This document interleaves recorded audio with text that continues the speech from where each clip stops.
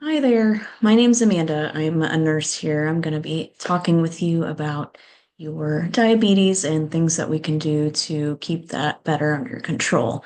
I know you're 10 years old and you were just um, admitted to the hospital. Your blood sugar was super high, and obviously you weren't feeling well with that. So we took care of that, and now it's time to do other things to make sure that that doesn't happen again. And I see you've got your mom here with you, so we'll make sure she's included in this. So you two can work together to make sure we're taking care of your diabetes well. So first thing we're gonna do, if I can get this to work. Here we go. I just wanted to make sure that we're on the same page about what it means to have diabetes. So I know you have been diagnosed with that and you've been taking insulin, but I want to talk more about that. So with type 1 diabetes, what does that mean? Um, so diabetes is when there's sugar or blood glucose in your blood, and your body's not able to keep that under control. So it's either too high or it's too low.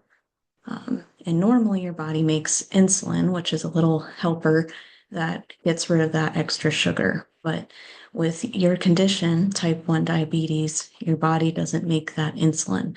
So it makes your blood sugar go way too high. So that normal level we're looking for is the 80 to 120 listed there.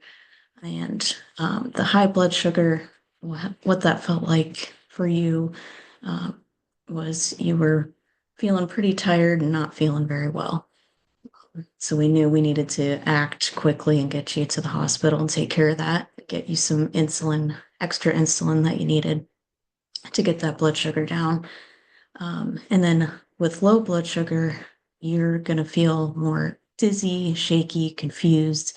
And with your blood sugar being low, you're going to want to eat something that has sugar in it to get it back up to the right level.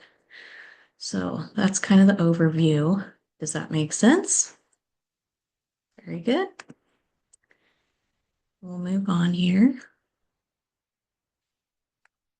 Slide is slow here. Okay.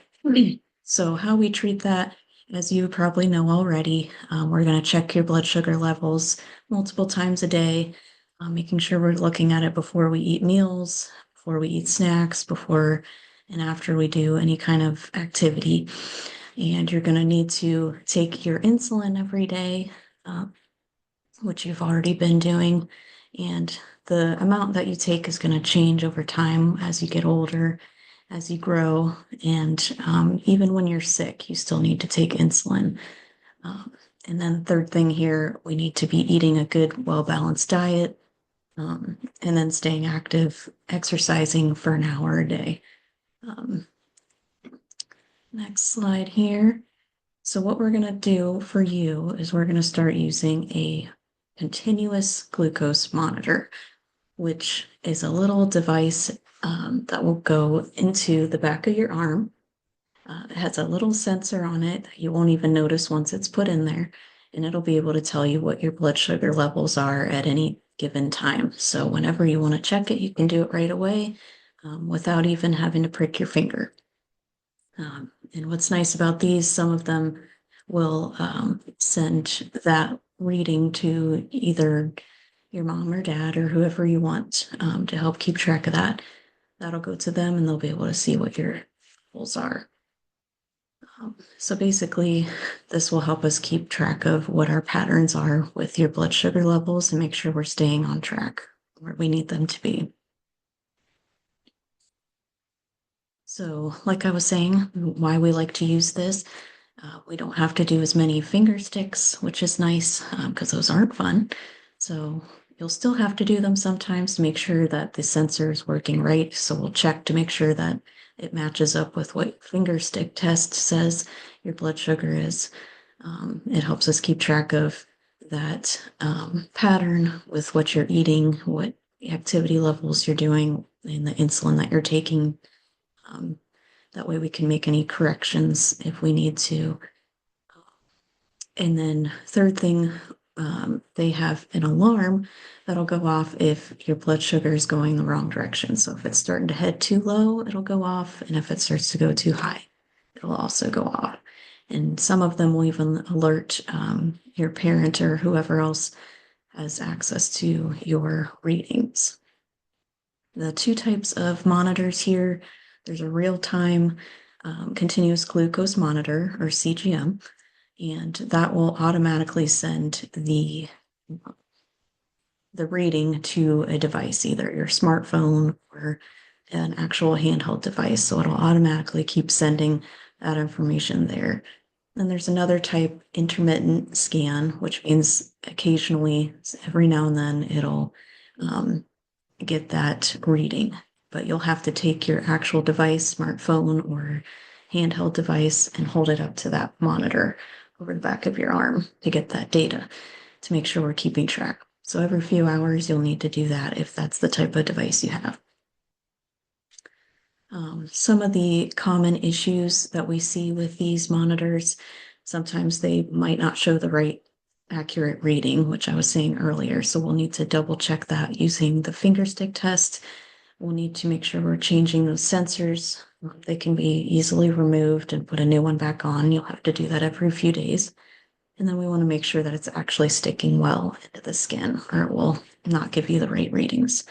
Sometimes the glue that keeps the sensor on your skin can be a little irritating. So we need to make sure that we're using special wipes to get those off and not irritate your skin. And then sometimes the sensor will fall out before it's time to come out. So we need to use extra patches, which I have a picture there of some of the patches you can put around that site there to keep it in place. So, and obviously, if you have issues, if you've tried fixing any of these problems and you're still having problems, make sure you're reaching out to your doctor.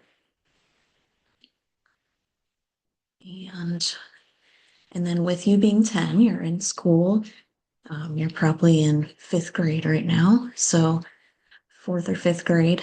So you're going to need to be checking your blood sugar while you're in school. So you'll have that device, the sensor in your arm, and you'll be able to keep checking your blood sugar levels at school. You should let your teachers and any staff, coaches, anybody know that you have that device and what it means that you're diabetic and that it talks about your blood sugar levels. And we also need to make sure that they know what needs to be done. If your levels go too low or too high, like we talked about, they need to know how they need to act. If they need to be helping you get your insulin, who they need to contact for an emergency, which would probably be your mom, like they did today. And then with any sports or any kind of physical activity, you're going to need to check your blood sugar levels too. So make sure, again, your teachers and coaches know about your diabetes and how they can help with your insulin or what foods to eat before any activities, and then what to do if the alarms were to go off. And then for mom here, this page is for you. We're going to need you to keep reassessing how your child's doing. So making sure that he is tracking his carbohydrates correctly and taking his insulin like he's supposed to, checking his blood sugar when he's supposed to, and then checking those trends, making sure our levels are staying as they're supposed to be, and then reaching out to a healthcare provider if there's any issues there. We'll have you make sure you're helping him with his monitor, making sure we're troubleshooting with those problems that we talked about before, and then looking for any symptoms in him if he's got any dizziness, shakiness, confusion, acting tired or anything that indicates his blood sugar levels are too high or too low. And then making sure, again, with the teachers and the school staff, making sure they know what the plan is if his sugar levels go up or down, how they can act on that and get in touch with you. And that, I believe, is the last slide. Do we have any questions? And of course, I'll also say to make sure you're in touch with your endocrinologist, the doctor who takes care of your diabetes, and keeping in touch with the dietitian or your nutritionist about foods that he should be eating and things he should be taking in as he's getting older. And that's all I have. Feel free to contact us if you have any questions.